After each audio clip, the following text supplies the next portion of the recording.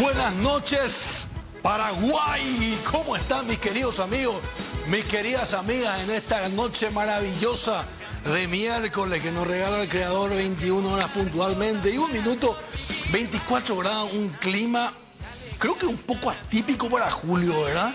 Suele hacer más frío, está demasiado agradable. Afuera hay un vientito interesantón, ideal realmente, está en la noche maravillosa. Y hoy tenemos un programa espectacular, tenemos un invitado de primer nivel, de lujo. Va a estar con nosotros el escritor Jorge Mendelsohn, un gran amigo que nos va a estar contando su historia. Vale muchísimo lo que vamos a escuchar a continuación, así que les invito a que sintonicen. Y en instantes nada más va a estar con nosotros el doctor Griffith. Vamos a hablar de lo que sucedía en el último programa que tuvimos del Paraguay Poderoso, el último bloque el miércoles pasado. Causó una repercusión increíble. Lo que pasó a nivel mediático fue muy fuerte, el rating se disparó para arriba, se recompartió muchísimo en redes sociales los contenidos hechos acá en televisión. Entonces realmente es increíble cómo la gente está demostrando su interés y eso nos llena de alegría y a la vez de responsabilidad de todo lo que vamos a compartir. Así que les invito a que sintonicen. Sin más preámbulos, mis queridos amigos, les doy la bienvenida. ¿A dónde? Al magazine. A ver que suene eso, diré. De la noche paraguaya. Vamos arriba. Eso. ¿Cómo suena eso? Ahí está. Poneme un poco de ese. Venimos del Paraguay cantando y bailando. Venimos del Paraguay, tierra del encanto. Marco Antonio Solino hacía así.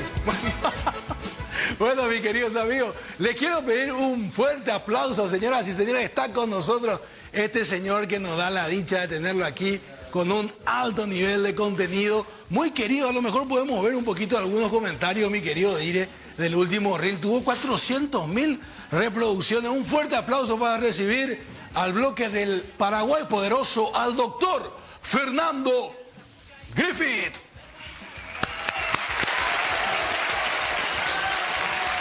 Muchas gracias. Mi querido doctor, ¿cómo estás? ¿Qué tal, Salim? Maravilloso.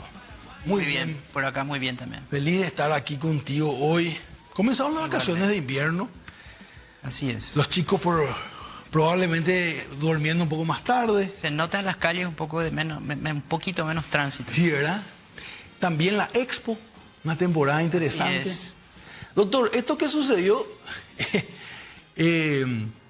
hablábamos en días pasados de qué es lo que pasaba en Francia. Hablábamos un poco de si somos o no somos racistas. Lo hicimos nosotros y lo hicieron muchos medios, ¿verdad? Sí.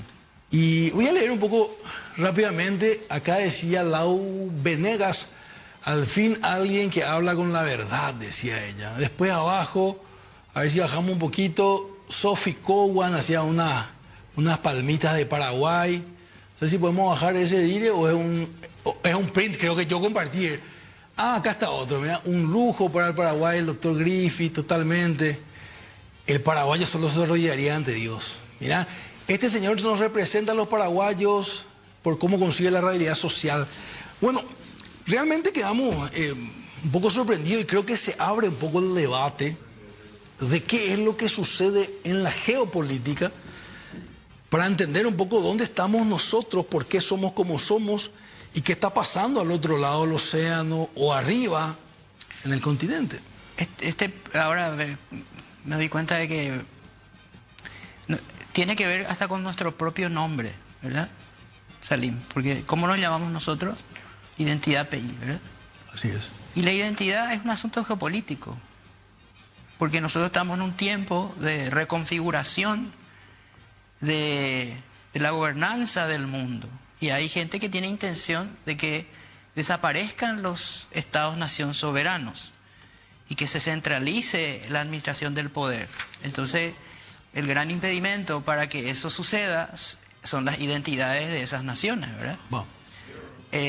Por eso es que Europa está en problemas, porque en Europa esas identidades nacionales, incluso la identidad francesa, que era la más nacionalista quizás de todas, históricamente, así como la alemana, hoy están en entredicho por precisamente las deudas históricas que justamente hablábamos la vez pasada, que Eso fue apenas un pantallazo de las deudas, son mucho más grandes, ¿verdad?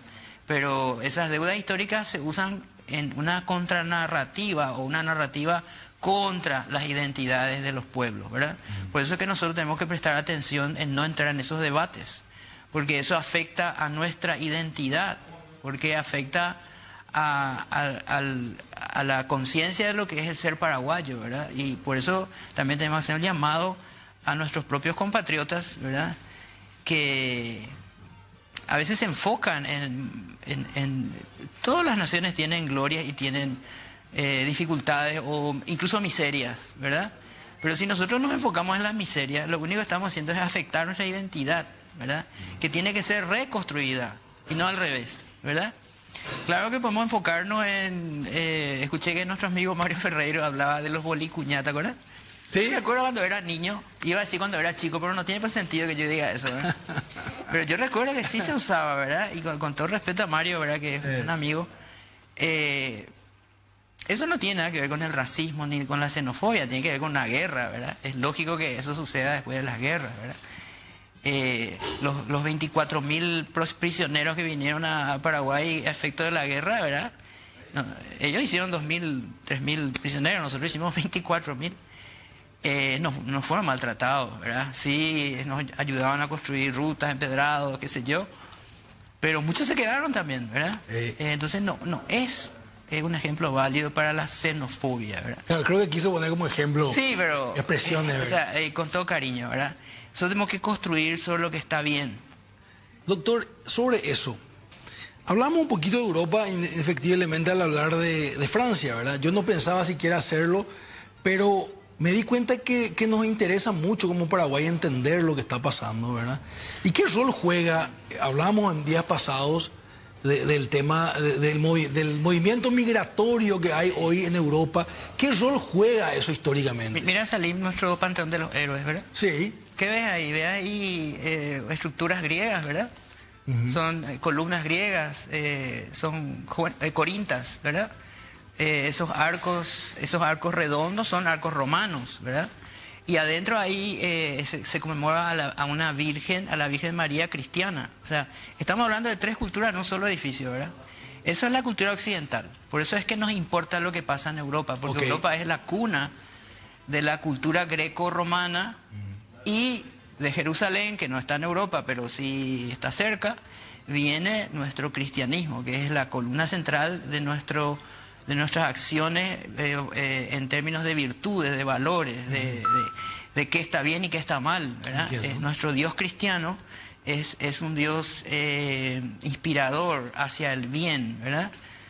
Tomás de Aquino, que interpretó esa relación entre fe y razón, hablaba de 4 elementos centrales, ¿verdad?, para la civilización y la trascendencia del ser humano: el bien, la verdad, la belleza, la unidad, y todas esas cosas nosotros vivimos en la cultura como el objetivo central, ¿verdad? Pero ¿qué pasa en Europa? Europa está deconstruyendo esos valores, ¿entendés? Entonces ellos ya no creen en una verdad única, cada uno construye su verdad. Ellos han sido la sede, Francia particularmente, del pensamiento posmoderno que disuelve esos valores, ¿verdad? Si no hay Dios, como dijimos una vez, entonces ¿quién dice que está bien, que está mal? Si no hay Dios, tampoco hay trascendencia, cielo, infierno. Y eso, lógicamente, a la larga crea sociedades narcisistas, hedonistas, y se van debilitando. Y una sociedad que se va debilitando, el ciudadano que se debilita en su carácter, porque al hacer lo propio, uno se va debilitando. Al no poder esperar, por ejemplo, por un bien mayor, tipo esperar para el matrimonio, controlar, autorregular el tema sexual, o sea, uno va degradando su propia fuerza, ¿verdad? Porque el estoicismo te da fuerza, pero el relajar las normas te debilita. Entonces, un ciudadano debilitado, ¿qué va a exigir? Va a exigir un Estado garantista, un Estado que te proteja, un Estado que te dé seguridad. Entonces, toda Europa está hoy reclamando seguridad, ¿verdad? Entonces se llenan de regulaciones. Vos te subías a sus autos y si no te pones el cinturón de seguridad atrás, empiezan a chillar como locos los autos, ¿verdad? Porque es la cultura de la seguridad. Y dentro de esa cultura de la seguridad, vos no podés disentir con otro, porque toma ya a mal que vos disientas. Digo, no estoy de acuerdo, ya se considera un agravio. Violencia, agravio, ¿verdad? Y ahí, dentro de eso que está contando, ¿por qué es que ellos tienen esa política migratoria? ¿Cuál es el interés de una Inglaterra o de una Francia de islamizar? ¿Dónde viene, dónde se une esto? Ese ciudadano debilitado, lógicamente, que piensa en sí mismo, que ya su cosmovisión es el yo, la generación de cristal, así se va describiendo este tiempo con la gente, no quiere ser padre, porque ser padre es un sacrificio. Vos y yo lo sabemos, vos sos padre, yo soy padre. Es como dedicar tu vida a otra persona, ¿verdad? Toda tu vida. Él no quiere casarse, él no quiere compromisos. Entonces se va quedando solo. Y ese ciudadano solo y esa nación que tiene pocos nacimientos, lógicamente para sostener su economía necesita migrantes. De otro modo, no hay fuerza laboral, no hay consumo. O sea, el hecho de la baja natalidad plantea a las naciones crisis tras crisis, ¿verdad? Crisis jubilatoria, crisis fiscal, crisis financiera, crisis económica, crisis laboral, y para evitar eso, lógicamente, Europa necesita la migración. Pero además hay otros deseos, ¿verdad? Porque la migración, por ejemplo, latinoamericana, haría menos daño a Europa porque sería una migración compatible, una cultura compatible, ¿verdad? No es lo mismo en España o en Barcelona un argentino, un paraguayo, un ecuatoriano, que un marroquí o que un etíope o que un camerunés. ¿Qué está generando ese choque de cultura? Y eso está generando una tensión muy grande importante a nivel cultural, porque el Islam, de alguna manera, vos sabés que el Islam, y la gente, yo no sé si lo sabe, el Islam no es solamente un proyecto religioso. El Islam es un proyecto político, es un proyecto jurídico, la ley Sharia, es un proyecto cultural y es un proyecto civilizatorio. O sea, instalar su civilización, sus leyes, su cosmovisión, no eso, y políticamente, o sea, llegar al poder. Por eso ellos no pueden separar iglesia de Estado, porque es una misma cosa. Porque desde que se creó el Islam con Mahoma, ¿verdad? Años 610, 620, 630, el Islam ha sido un proyecto político-militar. Y ellos tienen los UMA, la UMMA, la comunidad, ¿no? Y la comunidad se mueve en un solo sentido, ¿verdad? Entonces, eso es lo que generó tensión con el cristianismo desde que existe el Islam, ¿verdad? Hace más de 1400 años. ¿No es nuevo esto? Hay guerra y guerra y guerra entre cristianos y musulmanes, ¿verdad? Solo que Europa ha olvidado eso. Ha olvidado y fíjate lo que pasó en lo que hoy es Turquía. Eso era el Imperio Bizantino. La capital, Bizancio, era el centro del Imperio Romano de Oriente, claro, que vivió mucho más años que el Imperio Romano de Occidente. Total. Y en el año 1453, un rey musulmán, Mehmed II, consigue, después de un asedio de muchísimo tiempo, ingresar a Bizancio, deponer al rey Constantino XI, porque dejaba una puerta abierta. Vos sabés que es tremendo, qué tremendas son las puertas abiertas, ¿eh? Por una puerta abierta entran 50 soldados y ahí desde adentro abren todas las puertas y penetra ese ejército y se constituye desde ahí hasta hoy los musulmanes han reinado a través primero del Imperio Otomano, ¿verdad? Que recién después de la Primera Guerra Mundial se desarma y se convierte en lo que hoy es Turquía, ¿verdad?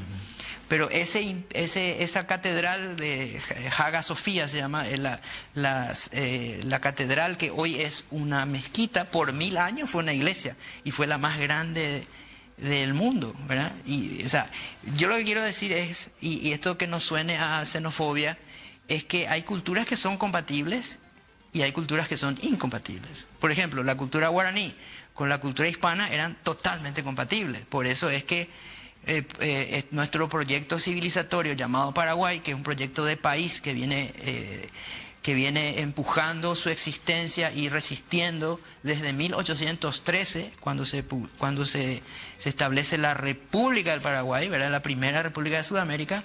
Desde ese entonces, con todos esos delegados que le dan poder al primer consulado y luego la primera dictadura, la segunda dictadura, Paraguay viene siendo un proyecto civilizatorio, independiente, un proyecto de soberanía y de libertad y de trabajo, ¿verdad? Y ese proyecto es el que hoy se enfrenta a situaciones como la que pasó con Francia, ¿verdad? Que ya es otro proyecto, ya es un proyecto globalizante, un proyecto que responde más a una cultura de seguridad que a una cultura de trabajo, de soberanía y de libertad.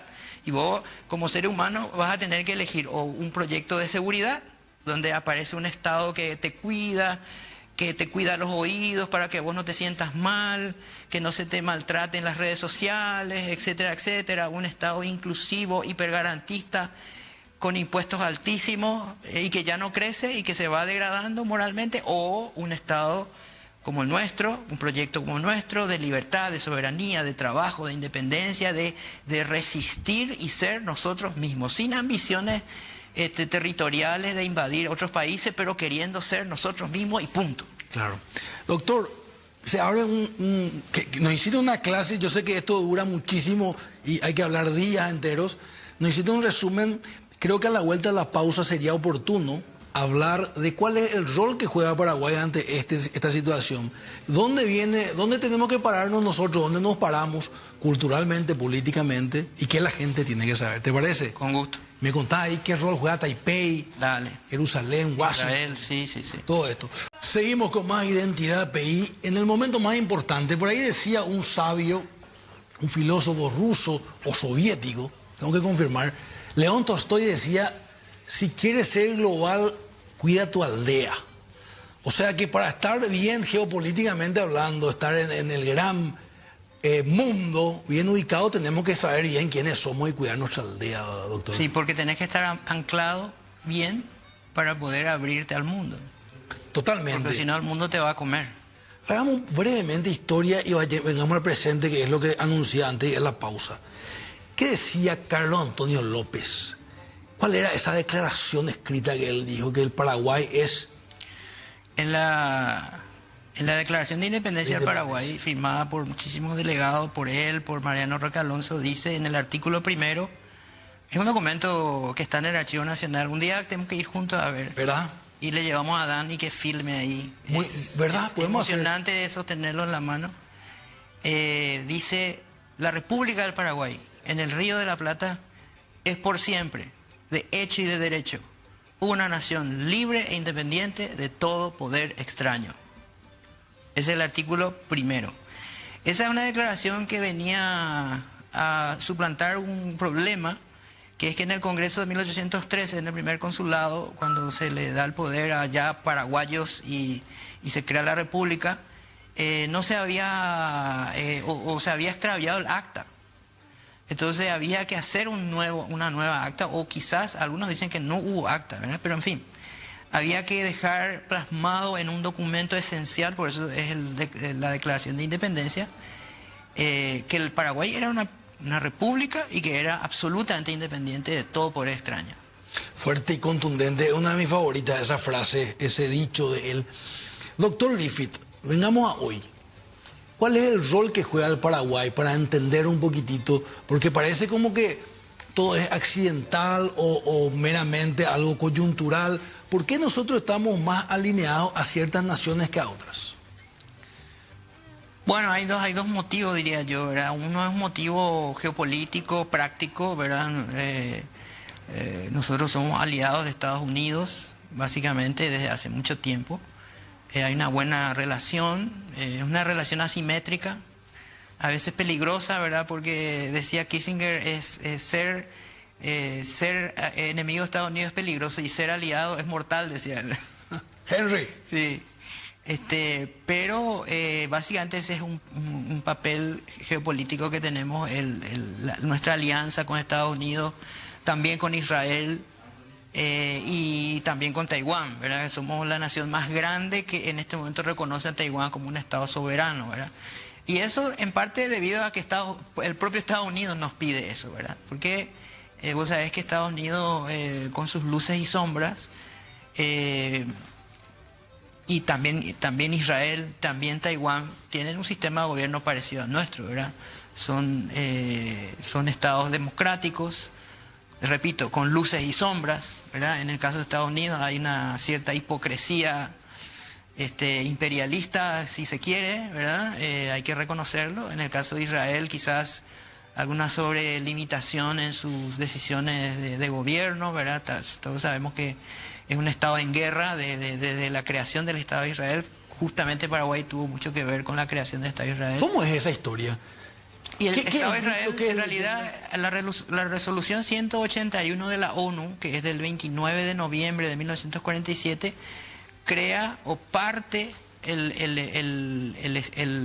Estado palestino, porque así se llama la región, y crea el Estado de Israel. La intención era crear un Estado palestino y un Estado israelí, pero le daba el 55% del territorio a los israelíes, que eran una minoría, y el 45% a los árabes, que era una mayoría. Eso los árabes consideraron injusto y no aceptaron la resolución. ¿Y Paraguay? Por eso no se creó el Estado palestino.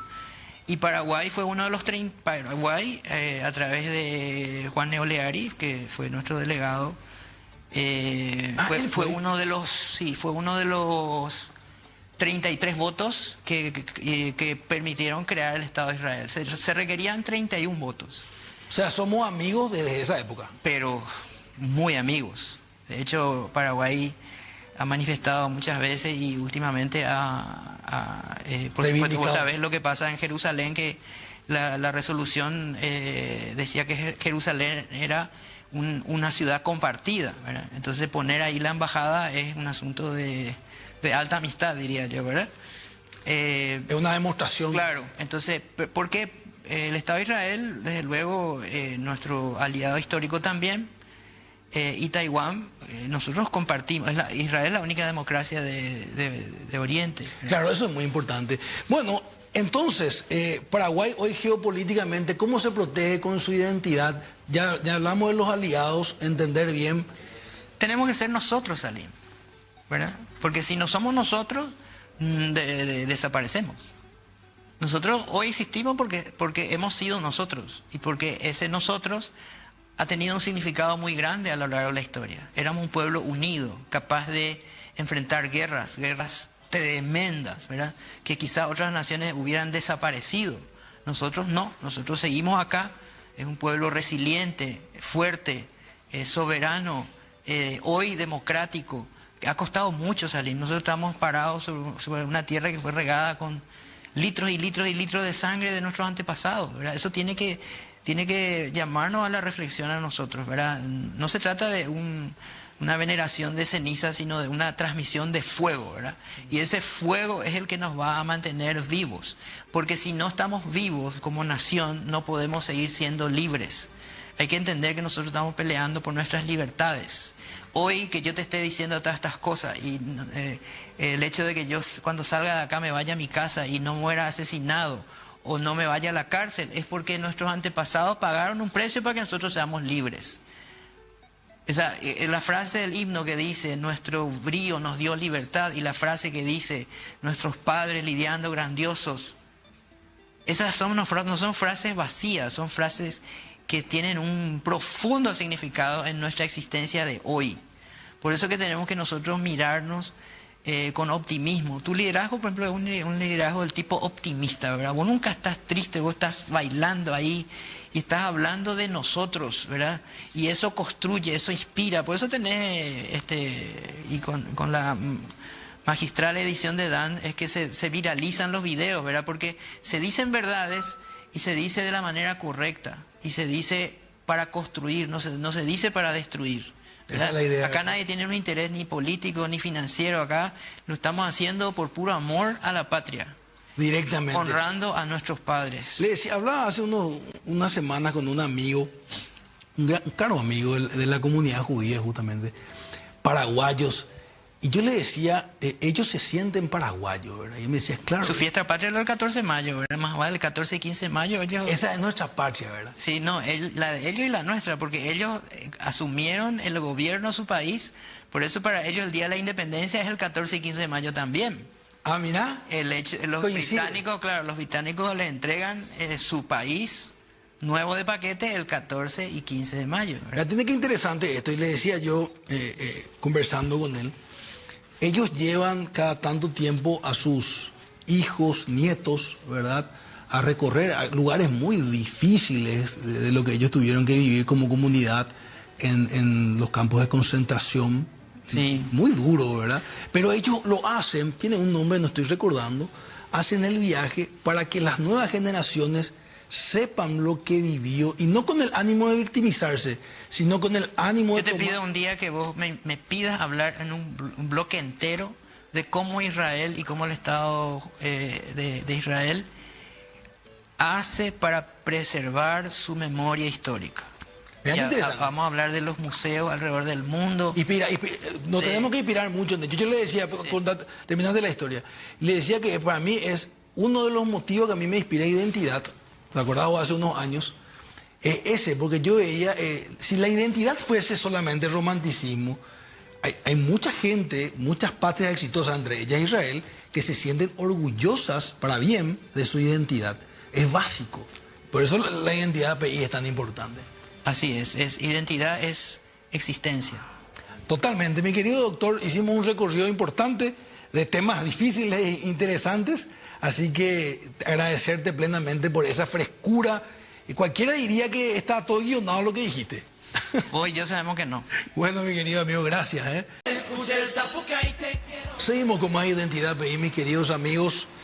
Voy a presentar a un señor muy importante para mí, tengo que decirlo. Ha formado parte en algunas situaciones puntuales de mi vida y por eso le tengo un cariño especial. Él es un gran empresario, muy reconocido en nuestro medio, admirado por muchos de nosotros, y principalmente un gran hombre con una historia muy significativa. Está por cumplir 60 años, recién me compartía, ha vivido mucho, creo que probablemente más de la mitad de su vida con una situación particular que él ha encontrado la forma de convertirla en un aprendizaje. Y lo más lindo, no solo para él, sino para compartir con los demás. Quiero pedirles un fuerte aplauso para recibir a este caro amigo, al señor Jorge Mendelsohn. Un aplauso para él. Don Jorge, bienvenido. Muchas gracias, Saúl. Gracias por tus palabras. Vos también sos muy apreciado por mí. Gracias. Te tengo un gran cariño. Gracias, porque yo también, en algún momento importante de mi vida, me invitaste a un café y eso uno no olvida. Son detalles de la vida que hace que uno se acuerde siempre con cariño. Don Jorge, hace poco más de 30 años viviste un hito, podemos usar esa palabra, en tu vida. Sí, realmente lo que yo pensé que era simplemente una lesión como la tiene cualquier deportista, era en pleno partido de pádel, pero resultó ser la lesión que me acompaña hasta el día de hoy, donde me recuerda todos los días con un dolor de rodilla tremendo, que ella me obligó a someterme a una infinita cantidad de cirugías. Y bueno, y producto de todo esto, lo que yo hago es mi mejor esfuerzo para el fuerte y agresivo dolor que tengo y los grandes ataques de ansiedad, de estrés, de tensión. Trato de descargar y buscar mecanismos de sanación. Entre ellos encontré en los últimos años la escritura, y así es que hoy estoy, digamos, presentando mi segundo libro, que todavía no fue presentado ni siquiera oficialmente, pero ya te estoy dando a vos la primicia. Gracias, esto va a ser, en breve vamos a hacer todo el show necesario porque vale la pena. Quiero ponerle en contexto a la audiencia. Yo leí el primer libro, voy a mostrar un poquito acá, diré. Este primer libro se llama La sabiduría del dolor. Es un libro ameno, escrito en primera persona, que hace agradable su lectura. Les recomiendo, escrita por un paraguayo, así que se van a sentir como en casa leyendo este libro. Pero aquellas personas que no conocen la historia, sentís una lesión, eso se convierte posteriormente en qué, ¿cuál fue el diagnóstico? El diagnóstico fue muy tardío realmente. Yo empecé con cirugía de menisco, parecía una lesión habitual como tiene cualquier persona que hace deportes de contacto, ¿verdad? Me sometí a varias cirugías, pero pasaron casi 10 años para que aparezca realmente el diagnóstico de fondo, que era un tumor benigno en la rodilla. Pero para ese momento yo tenía ya un avanzado estado de descomposición, en el sentido que incluso el fémur tenía comprometido. Entonces no quedó otra que entrar en un proceso de empezar con las prótesis oncológicas, una prótesis grande, ¿verdad? Ya me habían sacado parte del fémur. Lastimosamente, con muy mala suerte, el tumor muy agresivo, ni siquiera con la prótesis lo podíamos parar, y producto de haber sido afortunado de poder participar de un tratamiento experimental en los Estados Unidos, es que el tumor se pudo combatir. Pero a esa altura del partido yo estaba ya por mi tercera prótesis. Después tuve problemas de soltura, tuve problemas de infección, una cantidad infinita de problemas, que es lo que realmente hasta hoy vengo conviviendo. Mi última cirugía importante data del 2 de enero, ahora hace 6 meses, ¿verdad? Entonces, todo este largo trajinar de los últimos 15 meses es lo que me hizo profundizar, hacer mucha introspección para tratar de entender qué más hay atrás que yo no puedo encontrar, y producto de eso es que sale este libro De Pie, donde justamente el nombre viene porque parecía imposible. Estuve meses postrado, no podía ni siquiera apoyar la pierna, y hoy no solamente estoy en tu programa, sino puedo dar algunos pasos y estoy de pie, y eso realmente me es muy, pero muy reconfortante. Quiero pedirle un fuerte aplauso para este nuevo material, mis queridos amigos, De Pie. Un aplauso. Ya presentó el señor Jorge, así que quiero presentar, miren un poco lo que es. Y qué fuerte el trasfondo. Yo pensaba, mientras escuchaba sus palabras, parecía algo lógico estar de pie, pero nos relata alguien que ve el milagro que es estar de pie y celebra el estar de pie. Qué profundo eso. Es así, realmente así. Cuando uno tiene una condición, poder lograr superarla es un desafío a veces titánico. Entonces para mí es un motivo de una alegría inmensa, y celebro, no solamente lo celebro, sino lo pongo como título de mi segundo libro. Qué poderoso. A veces el señor Jorge es una persona conocida en el rubro. Nosotros que nos dedicamos de alguna manera en algún momento a los centros comerciales, un gran empresario, un gran profesional, un gran gremialista también. Y poca gente se ha de imaginar que detrás de la figura pública del empresario pasaron años duros realmente, ¿verdad? Yo quisiera que nos comparta. Yo leí el libro en el 2007, fue aquel viaje a Nueva York, el diagnóstico. A los 29 años era un joven, realmente un jovencito, uno que ya pasó esa edad, mira, con una persona muy joven. Comienza eso, y aquella situación, algo que este libro a mí me dejó muy claro, una de las cosas más claras, es que hay problemas que se solucionan y hay problemas con los que se conviven. Y la aceptación, ¿qué rol jugó, don Jorge, en tu vida? Y diría que diste en la tecla, Salim, porque lo más difícil cuando tenemos un problema importante es aceptarlo. Entonces yo en mis años de juventud, la decisión tomada que tenía era combatir y resolver el problema.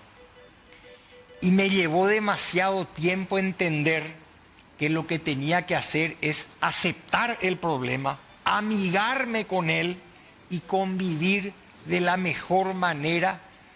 Y justamente eso es lo que me permite poder tener una vida llevadera, ser muy feliz, disfrutar cada día de mi vida con todas las dificultades que tengo. Pero lo que trato todas las mañanas cuando me levanto es de recordarme lo bueno que tengo, lo lindo que me pasa y no darle prioridad o ponerle como foco en mis pensamientos al dolor, a la dificultad, al miedo o al temor de lo que pueda pasar. Leí en algún fragmento importante, estamos hablando para que la teleaudiencia pueda interpretar esto, estamos hablando de un dolor literalmente que probablemente el que no lo vivió, es muy difícil describir en palabras el dolor, no sé si tienen números, creo que los norteamericanos les ponen números. ¿De qué estamos hablando, don Jorge? ¿Estamos hablando de un dolor, de una molestia o de algo que te hace ver literalmente las estrellas? Realmente los americanos son campeones para eso, todos le ponen cuantificación de 1 a 10, cuánto le duele. Yo he tenido momentos en que llegué a pensar que realmente 10 era insuficiente.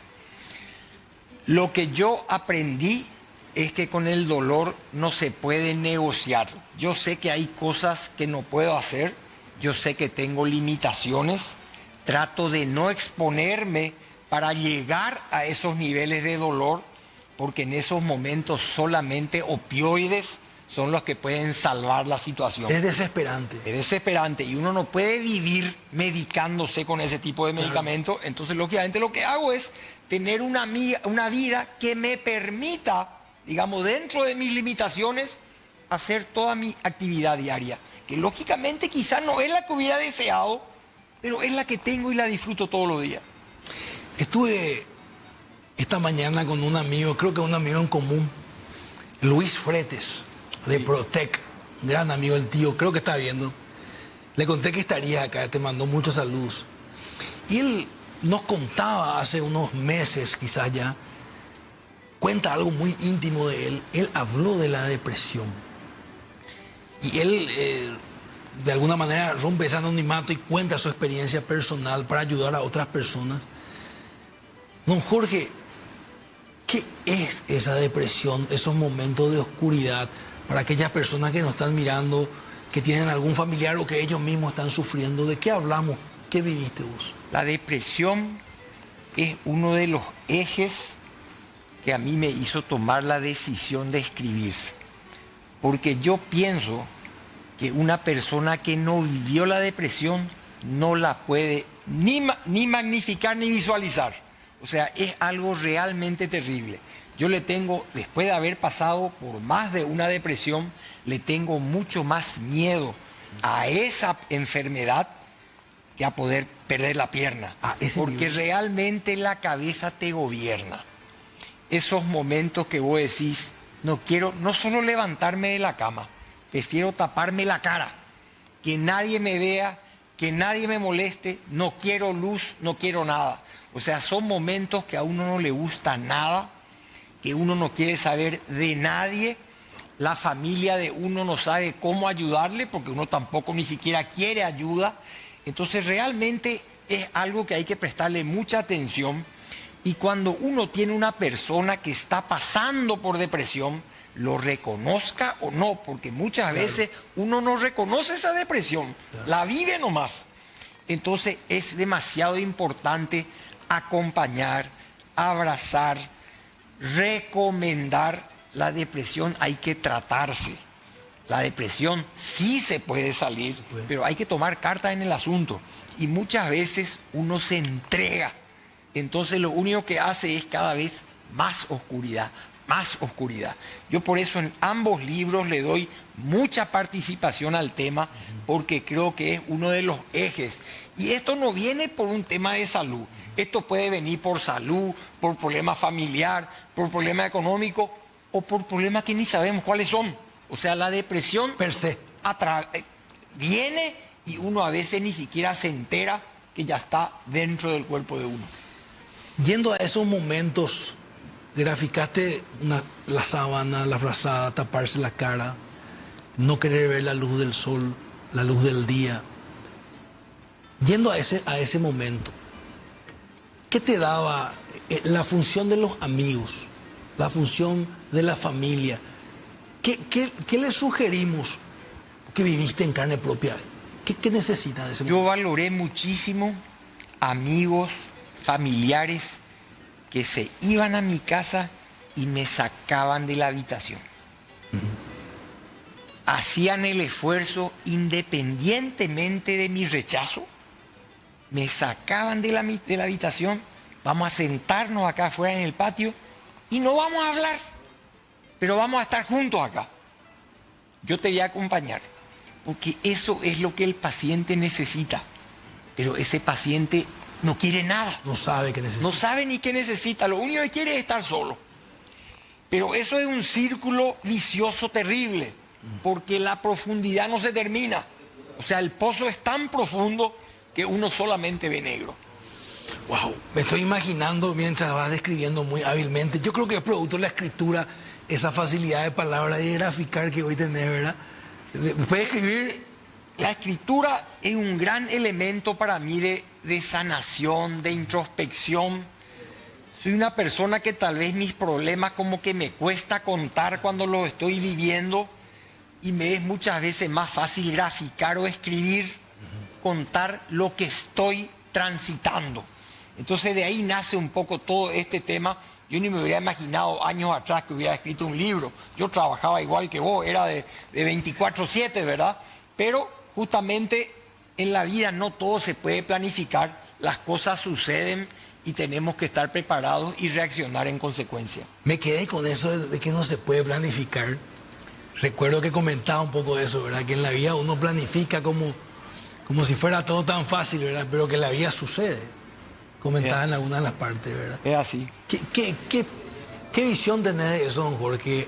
Hay que estar preparado para lo que viene a veces. Yo vengo de una familia donde siempre nos fomentaron la autorresponsabilidad. O sea, yo no necesitaba que nadie me indique lo que tengo que hacer. O sea, yo me movía con absoluta independencia, individualidad, haciendo lo que debía hacer. En mi cabeza estaba formarme, estudiar, casarme, tener familia. Todo parecía como algo muy esquematizado, ¿verdad? Pero muchas veces la vida te pone piedras en el camino. Entonces, necesariamente tenemos que tener flexibilidad para saber salir de esa planificación tan dura, de esa caja rígida. Entonces, yo siempre digo, hasta es cómodo de repente y útil planificar, pero no podemos quedarnos dentro de esa caja porque no sabemos lo que el futuro nos va a deparar. Mira qué interesante. La familia, don Jorge, porque a veces cuando uno, qué sé yo, es joven, uno no magnifica quizás, no pone en una balanza lo importante que es la familia ante una situación como esta. Según tu experiencia, ¿qué rol juega la familia? La familia es vital. El rol que jugó acá mi esposa, el rol que jugaron mis hijos, yo estoy seguro que no me hubiera sido posible sin su acompañamiento. Es imposible, o sea, una enfermedad tan larga que me obligó a ausentarme tantas veces del país, que me obligó a someterme a una cantidad inmensa de cirugías. Entonces, lo que tenés es la familia directa, los amigos muy cercanos, tus padres, tus suegros, tus hermanos y Dios. Muchas veces, yo soy de religión judía y yo respeto todos los credos, por supuesto, y respeto el que dice no creo en nada también, porque yo creo que todos tienen razón. Ahora, lo único que me pregunto muchas veces es cuando estaba acostado en la sala de cirugía y me estaban por dormir, yo lo único que pensaba es, miraba hacia arriba y digo, una vez más, no me sueltes.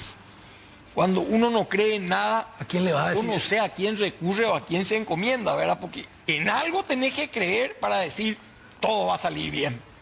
¿Qué rol juega en el caso tuyo el rabino, esa consejería? A mí me ayudó demasiado.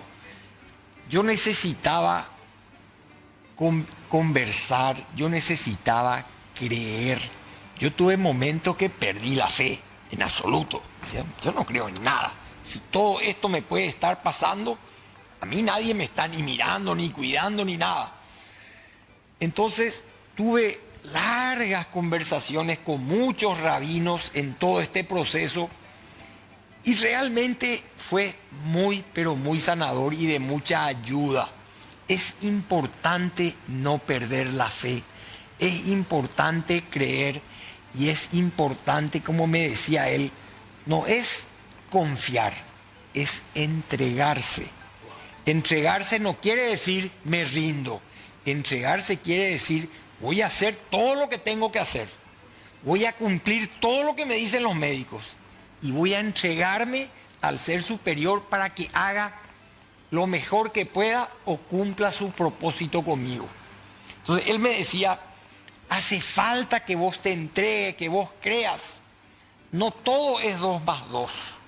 Las matemáticas no funcionan todas las veces. Tenés que entregarte, tenés que confiar. Y la verdad que para mí fue muy sanador y fue mucho apoyo y soporte contar con una persona con quien pueda hablar, una persona de mucha trayectoria, de mucha experiencia, que vivió mucho, que vio mucho y que ayudó a que yo recupere y cuide mi fe. Qué poderoso. Uno que te sigue en las redes sociales, hoy con las redes tenemos casi en línea las distintas operaciones que has hecho rodeada de tu familia, en el extranjero, algunos amigos. Siempre algo que yo aprecio mucho, me llama la atención positivamente de tu persona, es tu sencillez. Porque son personas que le ha ido muy bien, exitosas, pero son una persona tan sencilla, siempre con tu mismo equipo de tereré, en los Estados Unidos suelo ver, y me da la sensación, a veces hace muchísimo frío, ¿verdad? Estás abrigadísimo, pero con tu tereré al lado. Yo creo, Salim, es así, ¿verdad? Yo creo, Salim, que un problema grande, un problema de salud, te debe hacer una persona sencilla. Porque cuando estamos postrados, cuando estamos acostados, cuando estamos discapacitados y cuando no sabemos lo que nos va a pasar, yo creo que seríamos necios si entendemos o no entendemos que somos todos iguales. Yo creo que es una gran lección realmente cuando uno pasa por problemas grandes, reales. Yo creo que se acaban esas diferencias. Estoy con ella. Totalmente. Al final somos iguales. Mira que leyendo esto, ahora vamos a leer esto, conociéndote, me pregunto, quizá el Jorge Mendelssohn que conocemos, algunos un poco más, otros un poco menos, hubiese sido el mismo sin esta situación que te tocó atravesar. Quizá esta persona maravillosa es producto de esto. Yo estoy seguro que es así. ¿Estás seguro? Porque esto a mí, todo esto que pasé a mí me transformó. O sea, a mí me hizo encarar la vida de una manera totalmente distinta. Yo era, como te decía vos, un tipo dentro de una caja, que no me saques de mi mecanismo, que no me saques de mi norma, que no me saques de mi hábito. Y eso absolutamente perdió vigencia para mí. O sea, hoy entiendo que hay que ser disruptivo, que hay que romper con lo que tiene que ser. Hay que hacer con lo que se puede hacer. Hay que moverse dentro de lo que las limitaciones te imponen, ¿verdad? Entonces yo te diría que aprendí a disfrutar más el camino y preocuparme menos por llegar a la meta. Porque muchísimas veces, Salim, uno se pone unas metas espectaculares y sabemos si vamos a llegar. Y si vamos a estar Entonces, vivos. ¿por qué no nos preocupamos por cada día tratar de hacer lo mejor posible, ser la mejor persona que podamos hacer, tratar de ser nuestra mejor versión, tratar de ayudar a otros y así también nos ayudamos a nosotros mismos? Aprender a disfrutar de la felicidad del enfrente, no solamente de la nuestra. Escuché eso. Aprender a disfrutar no solo de la felicidad.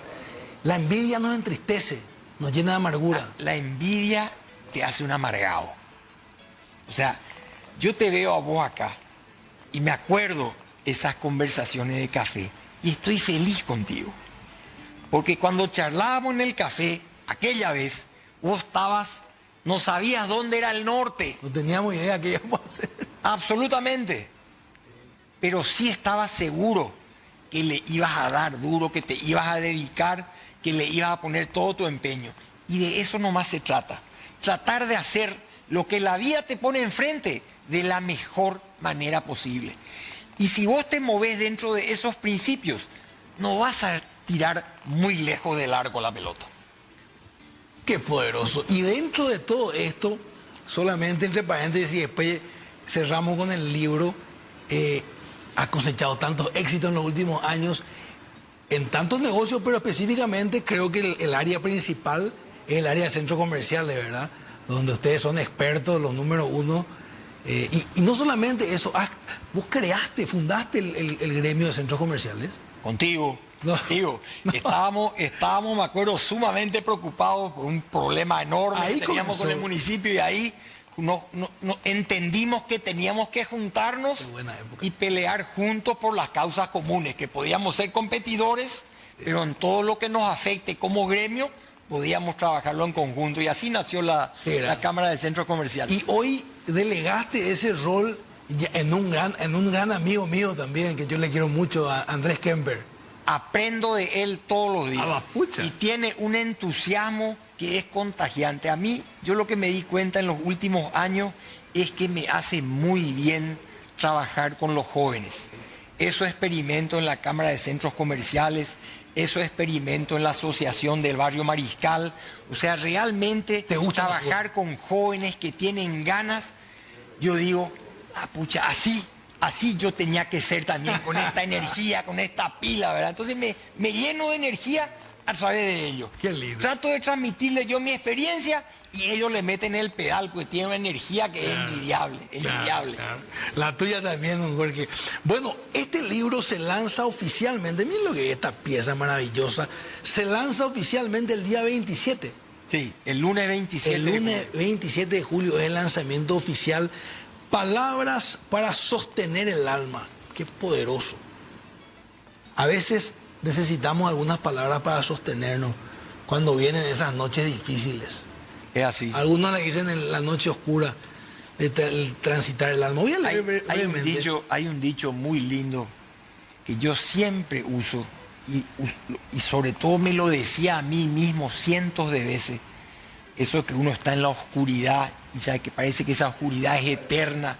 Y el dicho me enseñó un amigo que lastimosamente ya no está, una gran persona, me decía: cuando más oscura está la noche, más cerca está el amanecer. Y yo me inyectaba energía con eso, porque esas noches eternas que parece que nunca se van a terminar, y bueno, y hay que saber esperar, saber tener paciencia, y el sol va a volver a salir. Cuanto más oscura, a ver si podemos socolear para terminar, me quedó esto. Porque más de un amigo, un compatriota a lo largo del país que estará viendo, puede estar pasando una noche difícil. Por supuesto. Cuanto más oscura está la noche, más cerca está el amanecer. Don Jorge Mendelsohn, que ese ser superior te siga llenando de salud, y principalmente de esa salud emocional tan poderosa y contagiante que tenés.